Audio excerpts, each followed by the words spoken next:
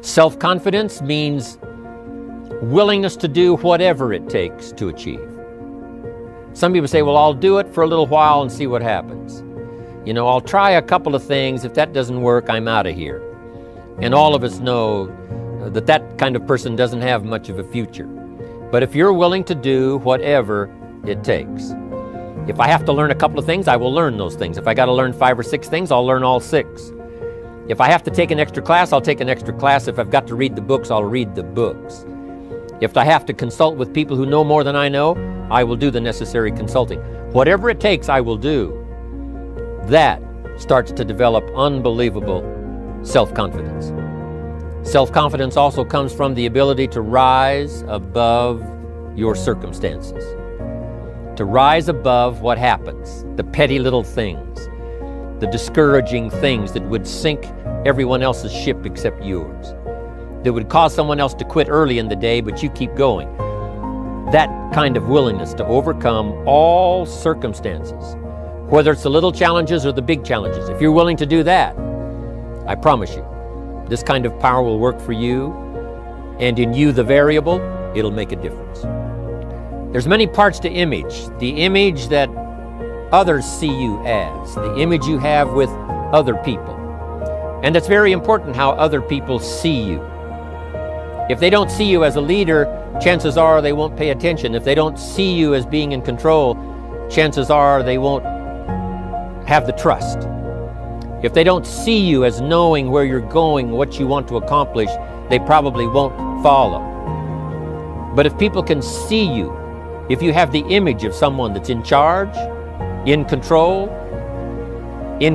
of your life, your future, your destiny, in control of the situation, if they see that, that kind of image is powerful.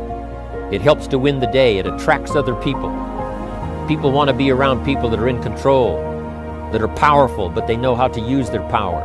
Influential, but they know how to use their influence. That kind of image is important. Self-discipline, all of us have a challenge with that. Because sometimes it's easy, and especially if you're working hard, doing the best you can, it's easy sometimes to let up and let it go. But remember, so many people, especially now that we're as big as we are around the world, are counting on what we do. At home office, they have to be careful. They have to be disciplined. It's easy for the person who ships the product from Herbalife says, oh, well, I'll wait until tomorrow to ship it. And then they go home and sleep like a baby. But the distributor who's waiting for that product doesn't sleep that night, or doesn't sleep when the product doesn't show on time. But if everybody will have the discipline to say, I will do the best job I can. I will make mistakes, of course, because we're all human, but I'll try to remedy those mistakes and do the best job I can. That kind of self-discipline. I want to suggest that you make up your mind you're going to get in what we call the success zone. It's a way of thinking. Now, get this. If 96% of the population are blowing it, if 1% of the population are earning about 95% of all the money, you're not going to get a whole lot of people agree with what you're doing. Most people are going to look at you kind of strange. What are you going there for? You went there last month. What are you listening to that for? You listened to that before. What are you reading? What do you read the same book over and over for? They don't understand. And you see, they're advertising their ignorance by the questions they ask. When we get into the success zone, everything in our life starts to change. But understand this, you're going to be a bit of an odd. You're out of the box. You're not one of the masses. And when you get out of the box, your whole world starts to shift. I'm getting more and more intrigued by mindset, because I used to think of it as fluffy, like self-help, and now I think of it more as strategy. What's your strategy in life? Somebody asked me on Instagram after I posted this, Gary, if the mindset has been skewed, how can you bring it back? And I answered with, by surrounding yourself with people who have the mindset you aspire to. My friends, please understand that mindset is controllable in the same way that all our opinions are controllable.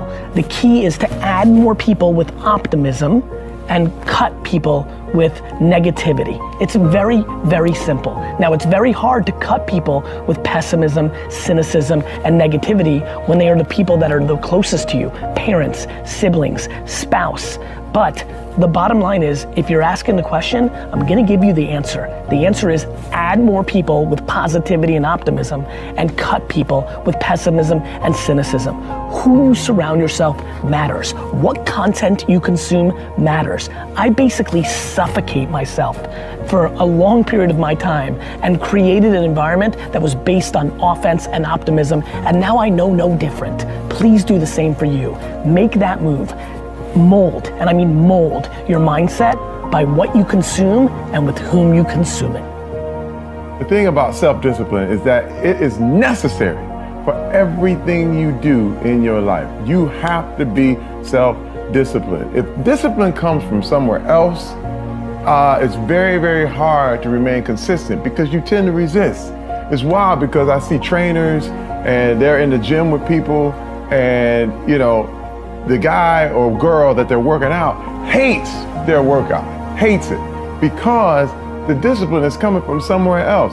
It's something that you dread every time you go in. You don't really want to do it. It's like, but oh no, my trainer's here. He's about to, beat me up and make me feel crazy.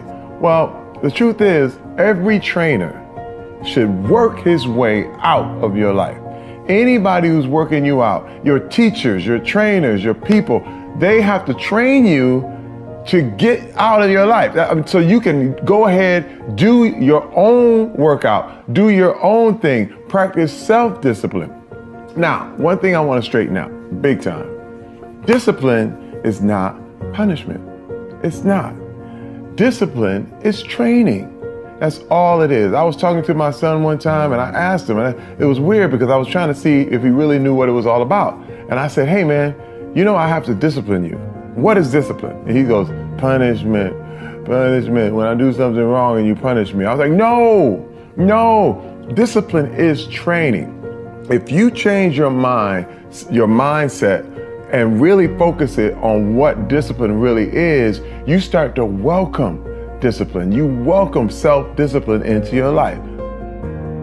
The best of the best already want it more than anybody else. There's a reason they're the best.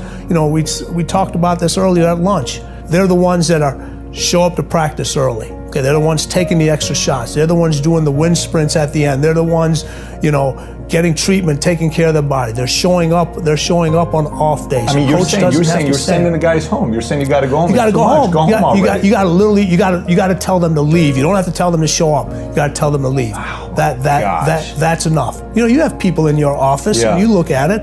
How many employees do you have now? We got 4,200 agents. 4,200 agents. Okay.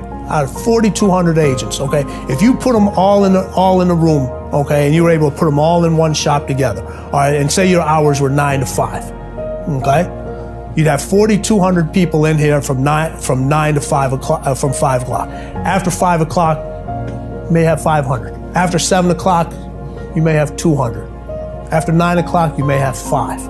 And then guess what? At the end of the day, there's gonna be one light left on.